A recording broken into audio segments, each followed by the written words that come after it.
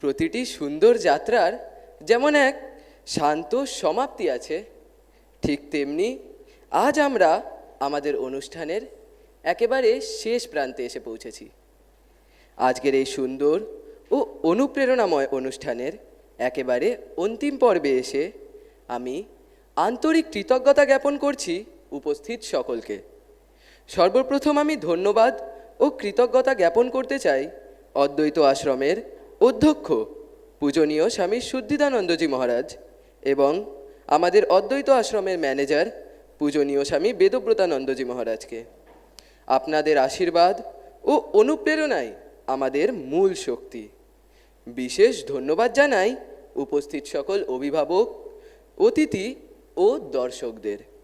আপনাদের উপস্থিতি ও উৎসাহ আমাদের এগিয়ে চলার প্রেরণা যোগায়। এছাড়াও এই অনুষ্ঠানের নেপথ্যে যারা অক্লান্ত পরিশ্রম করেছেন, আমাদের আশ্রমের পরিশ্রমী স্টাফ শ্রী গোপীনাথ মণ্ডল, শ্রী রাকেশ কালিন্দী এবং শ্রী রাজীব মণ্ডল, তাদের প্রতি জানাই আন্তরিক কৃতজ্ঞতা।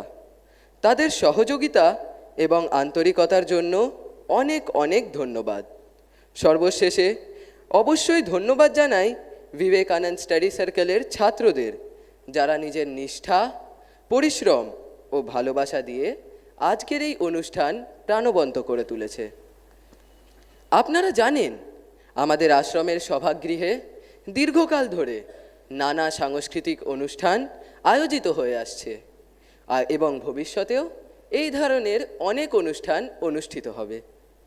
সেই সব অনুষ্ঠানে আপনাদের সকলকে পরিবার পরিজন সহ উপস্থিত থাকার জন্য অদ্বৈত আশ্রম বিবেকানন্দ স্টাডি সার্কেলের পক্ষ থেকে আমরা আন্তরিক আমন্ত্রণ ও স্বাগত জানাই।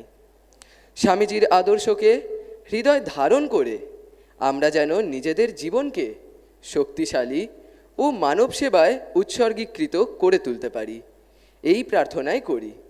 অবশেষে পুনরায় ঠাকুরমা স্বামীজির দিব্যত্রয়ীর শ্রীচরণপদ্মে প্রণাম জানিয়ে আজকের এই অনুষ্ঠান সমাপ্তি ঘোষণা করলাম। ওম শান্তি শান্তি শান্তি। হরি ওম তৎসৎ।